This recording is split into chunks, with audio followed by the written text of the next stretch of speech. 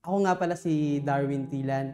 Bago ako mapunta sa Simbahang Universal, ako yung bilang isang kabataan, ako yung kaya kong ipakita sa lahat na okay ako, masayahin akong tao, pero sa loob ko, ako yung taong puno ng depresyon.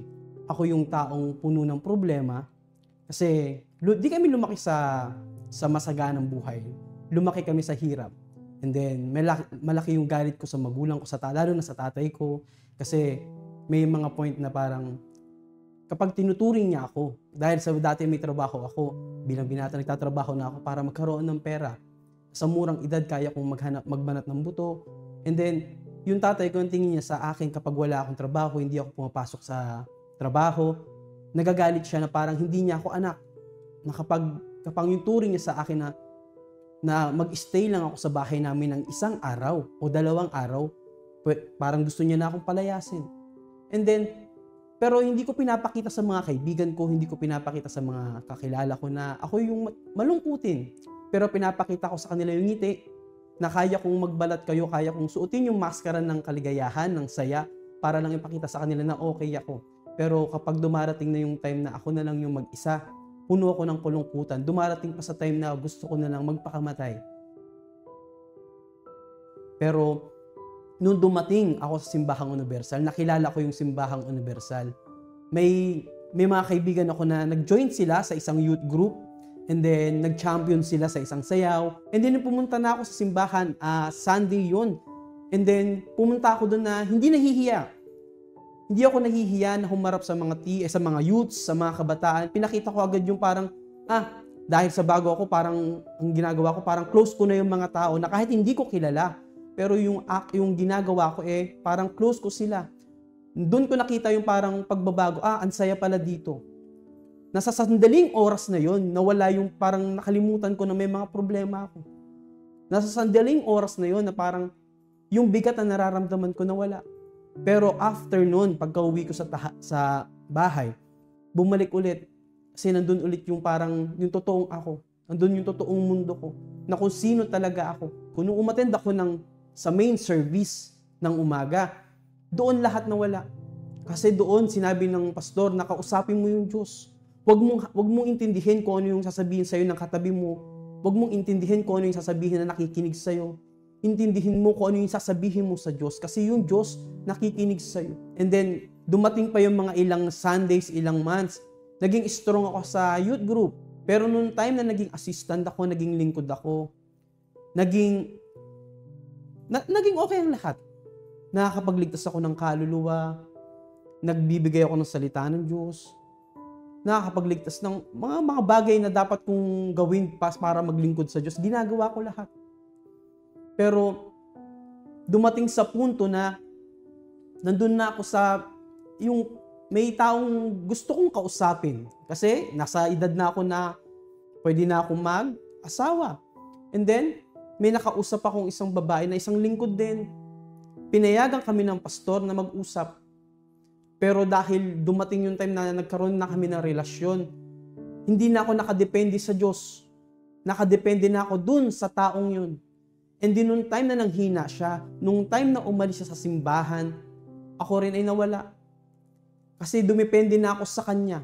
Na kapag lumabas siya sa simbahan, lalabas na rin ako. Dumating sa punto na nawalan na rin kami ng ugnayan sa isa't isa.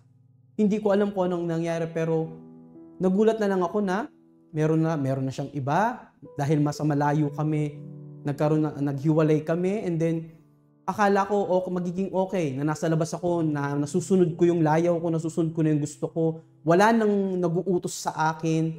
Ang ginagawa ko, tumatambay ako sa gabi, nakikibanding sa mga kasamahan ko, sa mga kaibigan ko, umiinom, naglalaro ng computer, dumadayo sa ibang lugar para lang makipaglaro, umuuwi na ng madaling araw. Ni minsan, umuuwi na lang ako sa amin para maligo. And then nung time na sinubukan ko ulit bumalik sa simbahan, nakabalik ako. Pero ayun pala yung parang gusto ko lang bumalik ulit para maranasan ulit na magkaroon ng kagaanan sa buhay ko. Pero hindi ako seryoso. Kasi nagkaroon ako ng karelasyon ulit. Karelasyon at ginawa namin yung mali. Tinago namin sa lahat. tinago namin yung relasyon namin, na lumalabas kami nang walang nakakaalam kundi kami lang. And then dumating yung time na may nangyari sa amin. At doon na aksidente na siya ay nabuntis ko. And then, kinasal kami. Dito rin sa simbahan, kinasal kami pero hindi namin kilala yung isa't isa. Dumating sa punto na naghiwalay na kami. Nag-separate kami, ako yung umuwi sa amin, siya yung umuwi na sa bahay nila. At yung anak namin, minsan hinihiram ko na lang. And then yung parang, hindi ko gusto yung ganun kasi hindi ko pinangarap na magkaroon ng isang pamilya at mawawasak lang din. Ayoko lumaki yung mga anak ko na wala silang tatay, sira yung pamilya nila. Ayokong lumaki yung ganun. Kaya ang ginawa ko, doon ako nagsimula ulit. Doon ko sinimulan na hamunin na yung Diyos. Sinabi ko sa Diyos na kapag binuo mo yung pamilya ko, maglilingkod ako sa iyo. Gagawin ko kung ano yung sinasabi mo. Gagawin ko kung ano yung inuutos mo. At yung Diyos kumilos agad sa buhay ko. Nakipaglaban ako linggo-linggo, kahit minsan hindi na umaattend yung asawa ko, pero ako, patuloy lang ako at pinaglalaban ko na mabuo yung pamilya ko. Yung Diyos kumilos sa buhay namin. Inayos ng Diyos yung pamilya ko. At nung time na yon, sinabi ko sa Diyos, paano na ako maglilingkod sa iyo?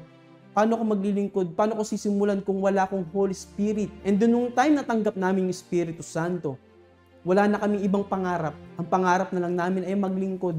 And then dumating sa time na na-raise ulit ako bilang assistant. Siya rin ay na-raise na bilang assistant.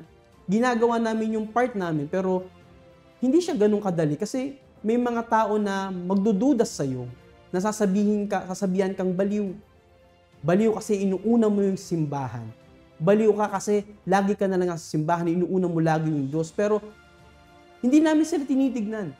Marami sa amin parang ang tingin sa amin, ginagawa mo lang yan kasi gusto mo lang magpasikat sa tao. Pero hindi pumasok sa isip namin mag-asawa yun dahil ang nais lang namin kung paano binuo ng Diyos yung buhay namin, ibabalik namin sa Kanya ng higit pa. Kasi yung ginagawa namin para sa Diyos na paglilingkod ay kulang pa.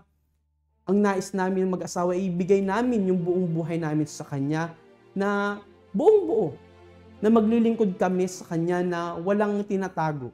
Na hindi kami titingin kung ano yung nakaraan namin. Titingin kami kung ano yung mangyayari sa susunod pa.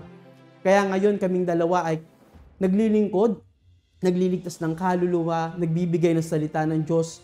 At ano man yung mangyayari sa amin na hindi namin iniisip dahil kami ay nakadepende na sa Diyos at hindi na kami nakadepende sa ano yung sa kakayahan namin. Kundi lahat ng ginagawa namin ay binibigay namin ng 100% sa Diyos at kami ay dumedepende lamang sa banal na Espiritu at sa kapangalan ng Kristo Jesus.